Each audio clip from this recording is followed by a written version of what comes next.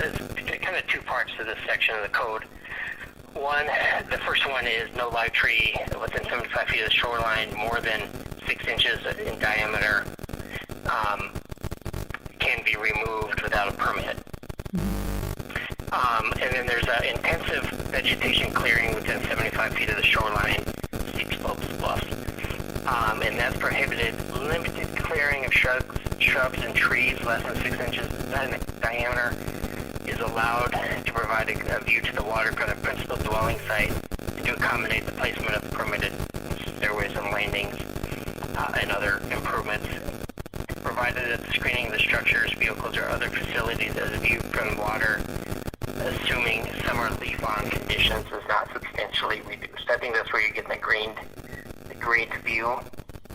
Right, so they're allowed to do some clearing, but what was the definition? What is intensive clearing? It's not defined, and that's part of the subjective part of this section of the code. So that's the issue, is whether this is intensive clearing or not? That's one of the main issues? That's one of the questions that, there's a question of opinion. What is intensive vegetative clearing, and then what is limited clearing of shrubs and trees?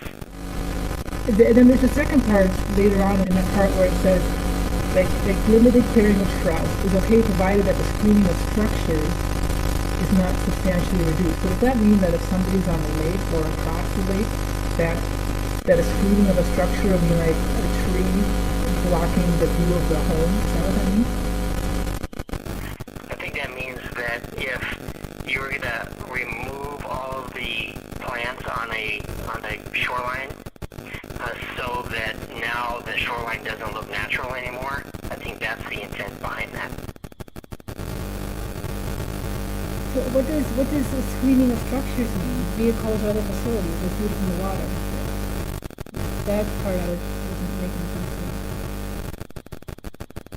me. I think the goal of this section, because this comes out of our city code and also is out of the model ordinances from the DNR, I think the goal there is to preserve a natural view of the shore from the lake. So I think the ordinance allows for a property owner to clear and limb up trees and to remove some vegetation. Usually it's volunteer vegetation. Some of that is allowed to be removed as long as in general the shoreline looks natural. Is there some more? I mean, screening of structures or vehicles or facilities as viewed from the water. Is there any other reference to that in the code that would that would explain what that is? I don't know if there's another reference of that particular item in the other parts of the code. I don't think the intent is that you can't see structures, vehicles, or other facilities from the water at all. Yeah, it says provided that the screening of structures is not substantially reduced. That's where I kind of wonder, is this about people on the lake or across the lake can have a view of vegetation instead of their neighbors' houses? Is that what it's about or no? Yeah, the natural environment, yeah. Okay, so it is kind of intended so that people out looking out their house have a nice view of the natural environment instead of a view of everybody else's houses. Yeah, I think that's the goal. Okay. And then the question here is whether this is intensive vegetation clearing. Mm-hmm. So from your estimate, it appeared that it was a violation of city code when you issued one of your first letter. Yeah, I did the investigation. I reviewed pictures taken by the city inspector and then sent a letter to the property owner. And then I called the city attorney. There was some confusion on his part. He said he had not reviewed the case or something. And I read him back the statements of your letter where you passed it on to him, and you said that you were going to have him review the case. Do you know the status of that? I don't. He has the information. He has the information. Okay. So you said you felt it more appropriate for the city prosecuting attorney to determine if a violation occurs. So you forwarded the file to him, to Tallen, is it? Okay. He said he didn't have it, he hadn't made a decision, or he looked at something, or he looked at it and said that you needed to get an opinion from somebody else.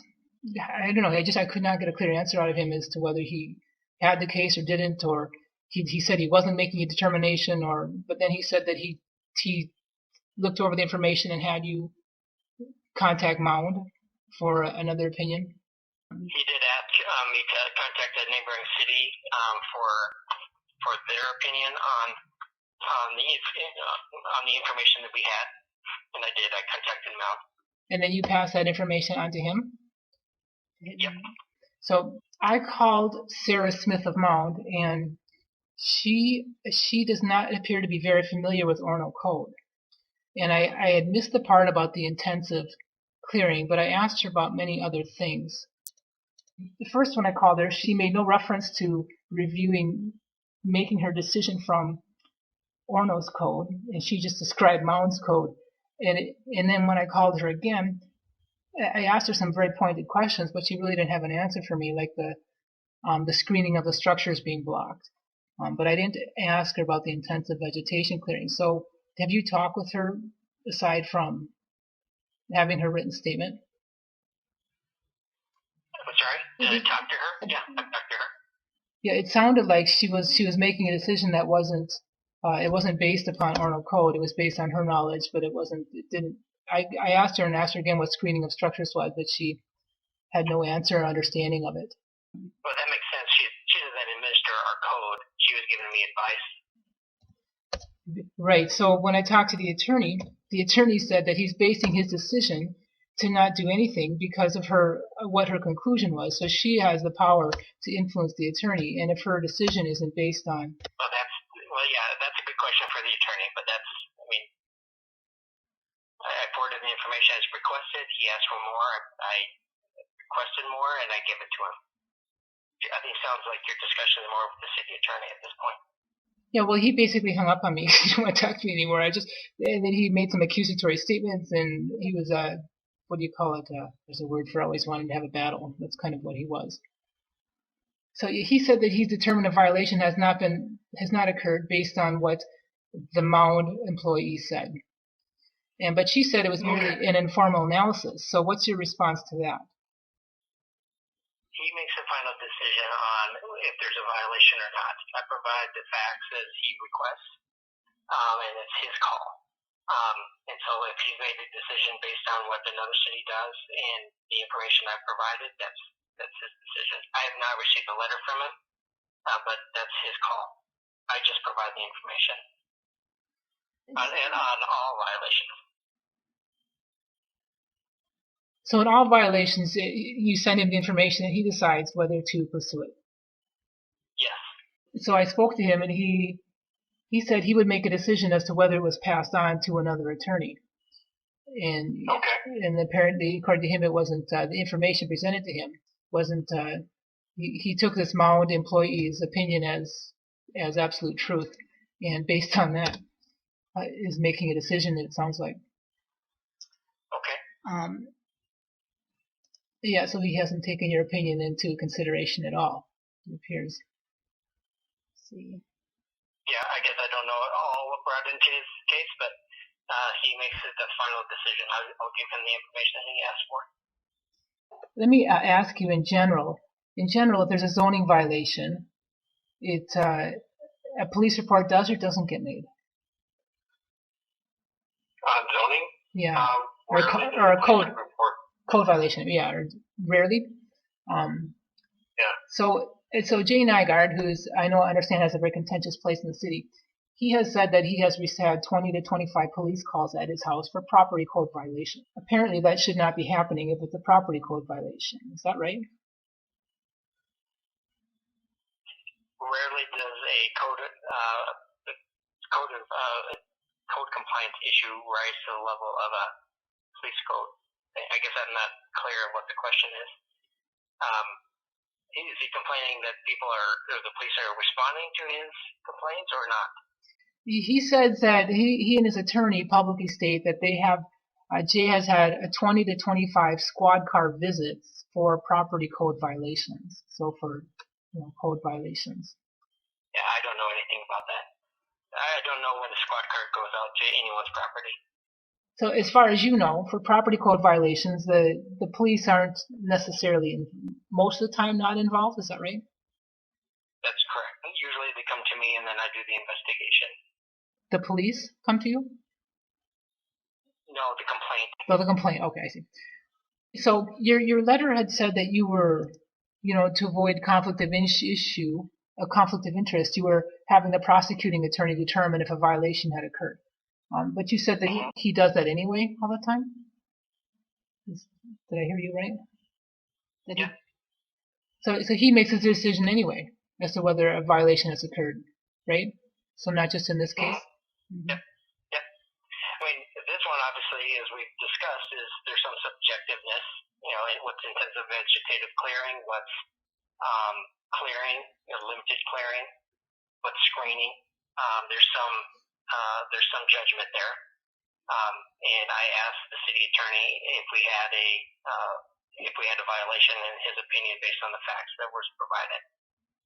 In other situations when it's more clear cut, it's a setback violation and it's a definite number, I can state that there's a violation here. Now, did you also contact anybody else, like the Minnehaha Creek Watershed District or DNR, for help in determining if this is a violation? No. Did the attorney contact them? So there's been no contact to any of them? I don't know who he's contacted. Mm-hmm. Let's see. And then just on a different issue, so Jay Nygaard says that Orono refused to issue a permit to install an asphalt driveway. What's your response to that? No, we were ready to issue a permit. He had to sign a acknowledgement form verifying certain conditions were going to be met, and he refused. And then he installed the driveway anyway. Oh, this is where I believe Jay said that there was some issue regarding the height of the driveway, but it wasn't applied evenly to other neighbors as well. Is that? That's what he believes, but it's not quite accurate. So he said it wasn't applied to his neighbor or to Denny Walsh. So can you tell me, is there something else that's more accurate then? I don't think he's accurate. You're welcome to ask for more of that information, but I don't have it readily available. Okay, so you think he's not accurate, but we don't have any information at hand right now. Is that right? Readily available. We have a full file that's been sent to the city attorney for prosecution, and that's part of his defense, I'm sure. But I don't have that handy. Is there just a couple more questions that you gotta run? Yep, that's pretty much all it for now. Okay, well, hey, thanks for getting back to me. I appreciate it. No problem. Have a good day. Yep, bye.